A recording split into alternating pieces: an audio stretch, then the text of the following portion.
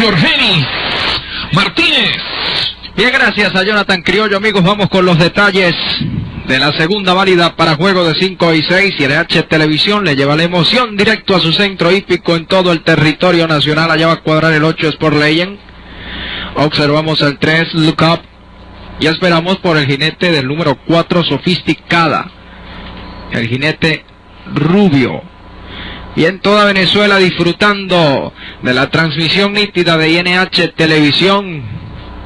Y el amigo Nelsito allá en Maracay disfrutando de la transmisión de INH Televisión para todos los centros hípicos del territorio nacional. Allá va a cuadrar Sofisticada, muy indócil desde que saltó a la pista, ya lo hizo. Ahora va a montar su jinete. 1100 metros. Quietas todas.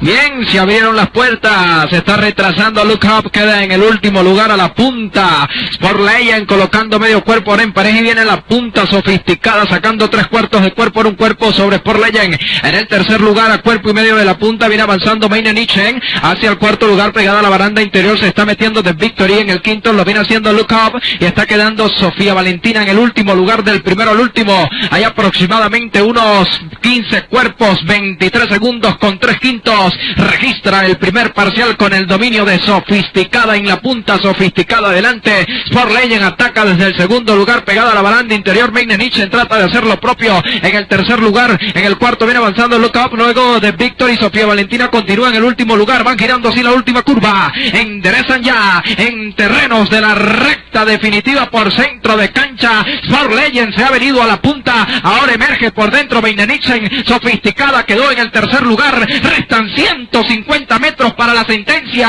y la pupila de Carlos Escobar está crecida en la punta y difícilmente la derrotan. Para el segundo Maine Nichen les va a ganar el 8 con Josanger Serrano. Sport Legend en el segundo arriba Maine Nichen. Para el tercero Sofisticada en pasada final junto a ella Sofía Valentina.